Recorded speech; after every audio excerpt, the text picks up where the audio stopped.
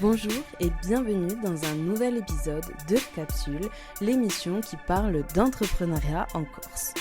Moi, c'est Audrey Royer et aujourd'hui, je reçois Justine Carmin, entrepreneuse dans l'âme qui n'a pas peur du changement. Se lancer dans une entreprise, arrêter, recommencer, déménager, discutons avec Justine tout de suite. Alors, bonjour Audrey, moi c'est Justine, j'ai 33 ans, je suis natif des Côtes-d'Armor, je suis née à Saint-Brieuc, voilà. Je suis arrivée ici il y a à peu près 7 ans, en 2017 maintenant. Donc j'ai fait une licence en développement commercial en alternance, avec une option les 2 premières années en mode et développement durable. J'ai toujours été passionnée par la beauté, le bien-être, la mode, le contact avec les gens.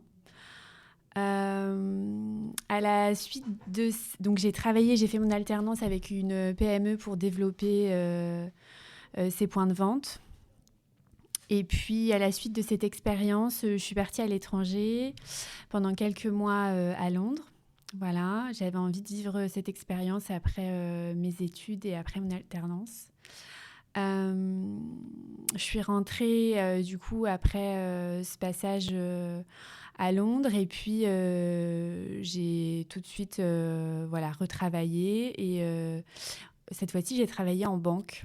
Voilà, ça s'est fait un peu par hasard avec une amie qui travaillait en banque au Crédit Mutuel et qui m'a proposé tout de suite, je venais de rentrer, elle m'a dit écoute, ils cherchent, si ça te dit. Et puis c'est vrai que moi j'aime bien vivre plusieurs expériences, enfin je m'arrête pas du tout je suis pas fermée, on dira. Donc du coup je me suis lancée là-dedans et puis finalement ça a bien pris, je suis restée quelques années. Et puis, par la suite, j'ai rencontré mon compagnon en vacances. Et du coup, quelques mois après, j'ai déménagé ici. Voilà, au début, donc, j'ai travaillé chez un assureur pour développer la banque. Et puis, ça m'a pas tellement plu. Donc, j'ai bifurqué. J'ai travaillé un petit peu avec mon beau-père dans une agence immobilière. Et en fait, ils ont eu un projet qui ne s'est pas fait, qui n'a pas abouti, mais je vais dire qui nous a lancés dans l'entrepreneuriat tous les deux finalement, puisqu'on a déménagé sur la Corse et donc du coup, on a laissé nos métiers respectifs. Et moi, je me suis demandé à ce moment-là, voilà, qu'est-ce que tu veux faire, comment tu te vois. Et c'est vrai que j'avais toujours été passionnée par la mode et du coup, je me suis lancée avec une infographiste à dessiner plusieurs projets et puis à les faire imprimer avec une entreprise bastiaise sur des t-shirts. Et donc la marque Mademoiselle Carmin est arrivée. Donc du coup, j'ai monté mon site internet. Je faisais pas mal d'événements pour la journée de la femme, au Sofitel, le marché des créateurs. Voilà, il y avait pas mal de choses de mis en place. Et puis, de l'autre côté, du coup, mon compagnon s'est lancé aussi dans une entreprise de detailing automobile. Et ça a très vite pris. Du coup, je l'ai aidé au départ à monter le business. Et puis, il a dû prendre des locaux, embaucher, etc. Et du coup, je me suis un petit peu ralliée à la cause, on dira ça comme ça. Et j'ai laissé, moi, un petit peu mon activité de côté à ce moment-là. Donc, on est parti à fond là-dedans. Et entre-temps, pendant le Covid, toujours, je dirais, une soif d'apprendre. Je suis partie, en fait, sur le continent, me former à une méthode bien spécifique pour du drainage lymphatique. Parce qu'en fait, je m'y intéressais beaucoup. C'est un petit peu une histoire personnelle aussi, parce que j'ai une insuffisance veineuse et du coup, je me faisais souvent drainer par des ostéopathes, des kinés, dans des centres de beauté, etc. Et puis, par curiosité, je me suis dit, allez, je fais ça pour moi, parce que c'est vrai que quand on travaille en binôme comme ça sur une activité qui n'est pas la nôtre de départ, on perd peut-être un petit peu sa créativité, tout ça. Et du coup, bah, via cette formation, en fait, je retrouvais aussi un petit peu voilà, mes passions, etc. Donc en rentrant, j'en ai discuté autour de moi et puis vite, le moment est venu en fait où on m'a proposé comment dire, de faire partie d'un pôle bien-être en fait à l'époque dans une salle de sport sur la rive sud.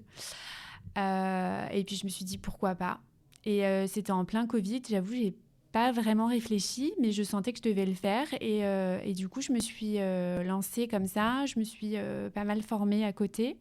Je repartais parce que c'était vraiment quelque chose de passionnant pour le coup.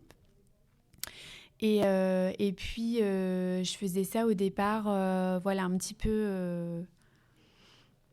je liais les deux activités, on dira. Voilà. Et puis, l'activité de soins corporels a très, très vite pris. Donc, du coup, j'ai dû lâcher un petit peu l'activité sur laquelle j'étais avec mon compagnon. Et puis, ça s'est développé au fur et à mesure. Donc, au départ, j'étais à plein temps sur la rive sud. Ensuite, j'ai rencontré... je cherchais du coup à passer peut-être dans de nouveaux locaux, avec de nouvelles personnes. Donc, je me suis installée à mi-temps sur Mezzaville, où j'ai rencontré Caroline, du coup, et ça a matché. Et puis j'ai voulu 6 mois après m'installer à plein temps en fait dans la zone parce que voilà, je me sentais mieux comme ça. Il y avait peut-être un petit peu plus d'émulsion. J'avais un cabinet où j'étais peut-être un petit peu plus tranquille aussi, un petit peu plus lumineux, etc. Et puis du coup l'occasion s'est présentée aussi pour moi d'y être à plein temps. Donc j'ai déménagé comme ça il y a 1 an maintenant. Et puis au cours de cette année, en fait, j'ai un petit peu par hasard trouvé un cabinet sur Aspret. Et là, je me suis dit que j'avais envie de bouger puisque c'était un cabinet qui... En fait, quand je bouge à chaque fois, c'est vrai qu'on me pose la question, mais il y avait quelque chose qui ne te plaisait pas, il y avait pas forcément... En fait, une fois que j'ai réalisé un petit peu mon objectif, j'ai envie à chaque fois de m'améliorer, d'améliorer le lieu, de peaufiner un petit peu la réception c'est vrai, de ma clientèle, du cabinet, de vraiment peaufiner, je dirais, l'activité. Et donc, j'ai encore déménagé une 3e fois. Et donc là, je suis installée dans un cabinet privé. Donc voilà, pour l'instant, j'en suis là. Est-ce que tu as toujours voulu entreprendre ? Alors, j'ai toujours eu ce côté créatif où j'avais envie d'améliorer les choses, où j'avais toujours cette réflexion. Par exemple, quand tu t'installes ou quand tu discutes avec tes copines, tu vois, moi, j'avais toujours envie de parler de projets plus que peut-être des copains et des copines. J'ai toujours eu cet attrait-là. Mais j'ai pas du tout baigné dans ce milieu-là. Donc, je pense que ça peut favoriser aussi ou non le fait de se lancer. Moi, j'avais pas d'amis entrepreneuses ou entrepreneurs. J'avais personne dans ma famille non plus qui était entrepreneur. Donc, c'était un milieu totalement inconnu pour moi. Et je pense qu'à un moment, faut un déclencheur. Moi, le déclencheur, ça a été vraiment quand j'ai déménagé ici. Pour le coup, j'étais au contact d'entrepreneurs. Mon beau-père est entrepreneur. Et j'ai eu cette vision-là aussi où peut-être que c'était le moment où je me suis dit purée, mais c'est ça que je veux faire en fait. Voilà, j'ai toujours aimé travailler. Par contre, j'ai toujours aimé être au contact des gens, voilà, qu'il y ait des projets. C'est vrai que ça me nourrit. Maintenant, je m'étais jamais projetée à mon compte. Et vraiment, ce qui a joué dans la balance, c'est un petit peu le parcours de vie. Et à un moment donné où je me suis posé une question, voilà, qui tu veux être, qu'est-ce que tu veux faire, et plutôt écouter mes passions et mes envies que plutôt de me rallier à la cause un petit peu des fois où on se dit ah mais oui mais je dois enfin j'ai fait une licence, je devrais intégrer enfin tu vois avoir un parcours plutôt classique et là pour le coup je suis sortie des sentiers battus un petit peu quand j'ai donné ma démission, quand j'ai déménagé etc. et voilà ce qui m'a lancée. Donc ça a pas. Peut-être que c'était en moi, je pense, mais je savais pas comment le traduire et du coup ça s'est fait comme ça au fil de l'eau, je dirais. À quel âge? Je crois que j'avais 25 ans. Quelles ont été tes opportunités et freins en te lançant dans l'entrepreneuriat, Justine? Ça a jamais été bon. Je pense que c'est jamais tout beau tout rose. Il y a tout le temps. Enfin, on a tous autour de nous des gens qui vont par bienveillance ou par leur expérience, voilà, donner leur avis. Maintenant, je pense que faut pas s'arrêter forcément à ça. Euh, je dirais que ça a été. Je savais que je voulais le faire, donc après, il fallait que je mette des choses en place. Et finalement, j'ai rencontré des gens. Enfin, je trouve qu'on est quand même dans une époque où on est quand même assez facilité dans le sens où on a Internet, voilà, on a du réseau, les choses se font quand même. Je pense que si on a l'envie, il y a des choses qui peuvent se mettre quand même en place assez facilement. Et les gens accueillent ça aussi très positivement parce que moi, par exemple, pour Mademoiselle Carmin, quand j'ai dû créer des événements, c'est vrai qu'à chaque fois, les gens étaient super enjoués.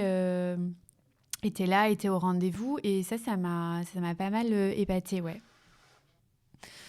Alors, je dirais que mon plus gros soutien, même si ça n'a pas toujours été facile, c'est mon compagnon parce qu'on a pas mal entrepris à deux et c'est vrai que moi j'ai toujours eu ce truc d'aimer donner ou des conseils ou d'aider. Et puis j'étais déjà dans ce truc-là en développement commercial. On est déjà un petit peu armé pour ça. Moi, j'avais fait ça en alternance en plus, donc ça me parlait quand même énormément. Et puis j'aime bien les projets, la réussite, tout ça. Donc c'était assez naturel. Et au niveau de l'aide, je pense que c'était ça. Ouais, c'est le milieu dans lequel aussi on est bercé. Je pense que j'ai été hyper bien accueillie.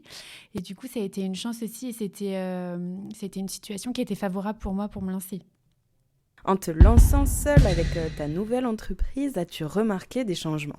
C'est vrai que là, je suis en train de réfléchir de plus en plus et on est en train de réfléchir de plus en plus à peut-être ouvrir, en tout cas mon entreprise sur laquelle je suis toute seule maintenant, à la reprendre ou à la diversifier à deux avec d'autres activités parce que sur le long terme, c'est vrai que d'être seule, ça a des avantages et ça a des inconvénients. Voilà, je pense qu'on ne peut pas rester toujours seul sur une activité. On a besoin d'échanger pour la créativité. On a besoin de partir, d'y revenir, pour toujours avoir le même amour pour l'activité et de la créativité et du plus. Donc, on est en train de réfléchir là à développer l'activité avec d'autres branches, je dirais, pour pouvoir travailler à deux ou à plusieurs. Et c'est toujours dans un souci d'épanouissement et de mieux faire. Qu'est-ce que tu as découvert sur toi en entreprenant? Le fait d'entreprendre seul, on développe énormément je pense, de qualité et de capacité parce qu'on est hyper autonome. Et on est un peu on est complètement face à soi-même et on est complètement responsable de ce que l'on fait. Donc pour ça, c'est hyper intéressant comme aventure. Pardon, parce que dans toutes les décisions que l'on prend, on les prend soi. Et du coup, c'est vraiment ce mot, on est responsable de tout ce qu'on entreprend. Et du coup, on réfléchit 10 fois avant de lancer quelque chose, d'écrire quelque chose, de faire quelque chose, parce que pour le coup, il faut tourner la question dans tous les sens et se dire, si ça se passe comme ça, est-ce que je suis capable d'assumer les conséquences? Est-ce que... Voilà, donc je pense que c'est hyper intéressant de ce point de vue-là. parce que justement, on fait les choses en connaissance de cause et on les fait seul et du coup pour soi et on sait qu'on est capable d'assumer ces conséquences-là. Et pour le coup, on va pas se dire ouais, mais c'est la faute de machin, tu vois. Donc ça, je trouve que c'est en termes de responsabilité, c'est hyper bénéfique. Non, je pense qu'on ne sait pas dans quoi on se lance, même si quand on dit qu'on se lance pour la première fois, ou même la deuxième fois, ou même la troisième fois, et les gens donnent leur avis, et on ne sait pas à quoi on va être confronté, parce qu'en plus, les activités sont tellement différentes. Enfin, dans tout ce que j'ai entrepris, à chaque fois, j'ai été confrontée à différentes choses. Donc, et puis, le monde évolue hyper vite. Ça dépend aussi de l'interlocuteur, de l'activité, de la clientèle, etc. Donc, non, je pense qu'on a une idée de base et je pense que c'est très bien qu'elle soit hyper optimiste. Mais parfois, c'est pas toujours le grand soleil. Mais après, c'est la vie, je pense. Comment appréhendes-tu le changement ? Alors, je vais pas mentir parce que si des gens proches regardent cette vidéo, il faut quand même que ce soit crédible. Je suis tout le temps dans une situation un petit peu, enfin très souvent, d'instabilité entre guillemets, puisque c'est jamais linéaire. Mais quelque part, je vais chercher ça, puisqu'à chaque fois que je suis dans mon confort, je vais chercher autre chose. Mais c'est pas... je pense que c'est inconsciemment.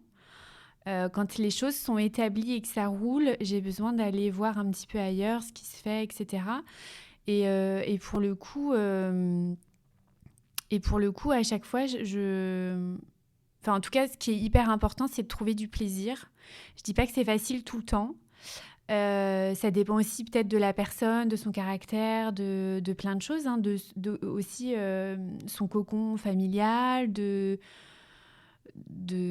la façon d'entreprendre, etc. Je pense qu'on est tous différents là-dessus. Il y a des choses qui sont peut-être parfois plus favorables que d'autres. Moi, c'est vrai qu'en plus, j'ai déménagé. Donc, pour le coup, quand je suis arrivée, j'avais pas ma famille, j'avais que ma belle famille. Et c'est vrai que ça compte beaucoup si c'est quelqu'un qui est pas super solo, qui a l'habitude d'être quand même entouré par ses amis, par sa famille, etc. Et d'être enraciné aussi à sa terre, parce que quand on déménage, on est déraciné quelque part, même si c'est en France. Là, pour le coup, en plus, c'est sur une île, donc c'est complètement différent. Donc, il y a tout ça qui rentre en jeu aussi. Et pour le coup, le fait d'entreprendre, c'est... effectivement, on n'est pas dans tellement quelque chose de stable, mais après, ça peut l'être aussi si c'est ce qu'on veut et qu'on est en accord avec ce qu'on veut et notre développement. Et je pense que c'est pour ça aussi que les entrepreneurs le font, c'est parce qu'ils ont besoin de ça, de se challenger, ça les appelle. Je pense qu'on ne tombe pas là par hasard, c'est comme un médecin, un psychologue, un cuisinier. Enfin, voilà, il choisit ce métier, il le choisit. Il y tombe pas par hasard. Enfin, je pense que voilà, on avance comme ça aussi avec nos envies et nos désirs. Est-ce que tu es fière de toi, Justine ? Ben, en fait, on est attiré. Par exemple, moi, je vais regarder des réseaux où je vais être admirative de telle ou telle personne par son parcours. Et du coup, je me dis que je tends vers ça quand on est admiratif de quelque chose ou quand quelque chose nous plaît, que ce soit, je sais pas moi, en déco, en vêtements, en sport, en métier. Je pense qu'il faut tendre vers ça. Finalement, c'est un petit peu son goal. Et avec le recul, quand on regarde tout ce qu'on a fait, même si c'était dur sur l'instant présent et que c'était pas toujours facile, je pense que c'est une fierté d'avoir réalisé certaines choses, ouais. Après, c'est pas facile à dire, mais je pense que c'est une fierté si on voulait arriver là et qu'on est arrivé là. Je pense qu'évidemment, c'est comme un sportif qui se lance un challenge. qui s'inscrit à une compétition et qui l'a réussi, forcément, au départ, il se dit purée, ça va être dur, ou je vais devoir beaucoup m'entraîner. Et finalement, il y arrive, il remporte sa coupe ou voilà, il finit sa course. Et ben, pour un entrepreneur, c'est un petit peu pareil. Donc, je pense que oui, si c'est quelque chose qu'on voulait réaliser et qu'on arrive à réaliser, je pense que oui, c'est quand même une petite fierté. Que souhaites-tu pour l'avenir ? Je voudrais, pour l'avenir, répondre à mes besoins. C'est-à-dire, je pense qu'on a tous besoin de grandir, de se réaliser, etc. Et moi, ça passe beaucoup par l'entrepreneuriat. Et du coup, là, je voudrais développer mes activités.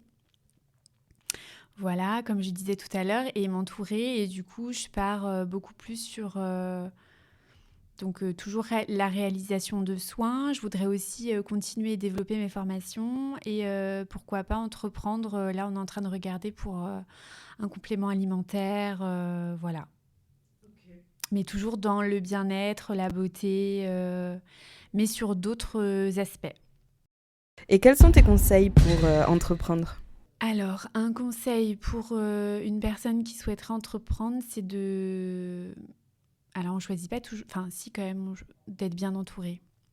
Ou de bien s'entourer.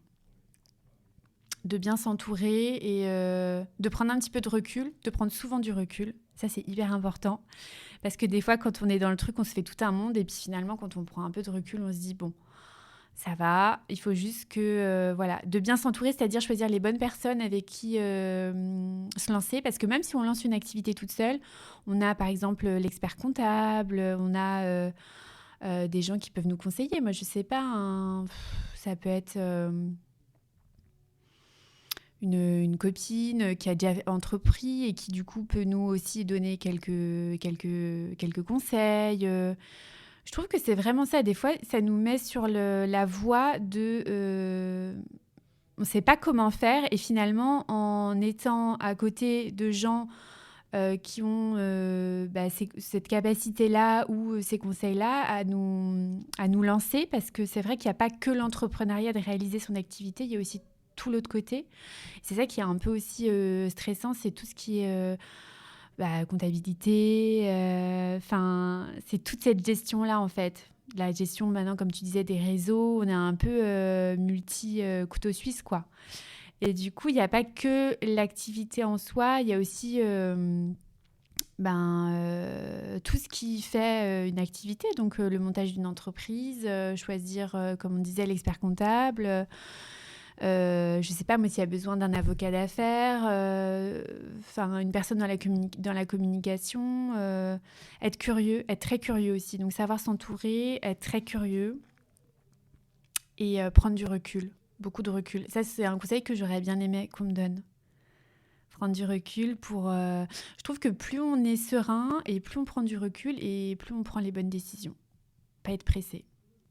Ouais, et c'est pas toujours bon. Alors que ça aussi, j'ai appris des gens qui m'entourent. Et j'ai de la chance d'avoir des gens relativement calmes et qui prennent du recul. Ça, c'est hyper important. De pas se jeter comme ça en se disant « Ouais, mais là, j'ai pas le temps. » En fait, on a toujours le temps. Il n'y a rien qui presse, quoi. Ça, c'est vraiment un bon conseil. Bon, et bien maintenant, pitch-nous ton entreprise. Alors, donc j'ai une entreprise de soins corporels et visage 100% manuel avec des résultats dès la première séance. C'est basé sur du drainage lymphatique, du remodelage, de la madothérapie, donc que ce soit sur le corps ou le visage. Je reçois en cabinet privé, donc dans un appartement privé à l'entrée d'Ajaccio, sur Aspreto. Et j'utilise aussi pour le visage tout ce qui est un petit peu lithothérapie, cryothérapie légère, donc avec des guachas, des cuillères, des roll-on frais. Je suis surtout axée sur les soins adressés à la femme enceinte. Alors, j'ai dû me spécialiser un petit peu parce que j'ai que 2 mains. Et du coup, je pouvais pas, je dirais, me démultiplier. Et c'est vrai que j'ai préféré me spécialiser dans la femme. Voilà, donc je traite, donc ce sont des soins thérapeutiques, à but thérapeutique, donc c'est-à-dire qu'on peut soigner tout ce qui est colopathie fonctionnelle, tout ce qui est maux de jambes lourdes, toutes les personnes qui ont aussi des maladies inflammatoires, telles que la spondyarthrite, les sportifs aussi pour la récupération sportive, le bien-être. Faut pas l'oublier, beaucoup de femmes pour le bien-être, pour la beauté. Voilà, ce sont des soins qui traitent aussi tout ce qui est esthétique, donc tout ce qui est cellulite. Voilà, c'est très divers et varié, j'en ai sûrement oublié. Et donc du coup, pour la femme enceinte, pareil, pour enlever les lourdeurs et le postpartum aussi. Ah oui, et j'ai aussi une partie formation que j'ai commencé à développer depuis l'année dernière. Avec une formation pour le corps qui s'appelle Body Care et une formation pour le visage qui s'appelle Face Care et du coup qui allie drainage lymphatique, remodelage, madothérapie, lithothérapie et cryothérapie légère. Merci d'avoir écouté ce nouveau portrait de Capsule avec Justine Carmin, que je remercie grandement pour son temps et pour son partage d'expérience. Pour nous soutenir, partagez cet épisode et notez le podcast sur Spotify et Apple Podcasts. Capsule est réalisée par Podcast et la M3E et financée par la M3E et BPI France. À bientôt pour un nouvel épisode.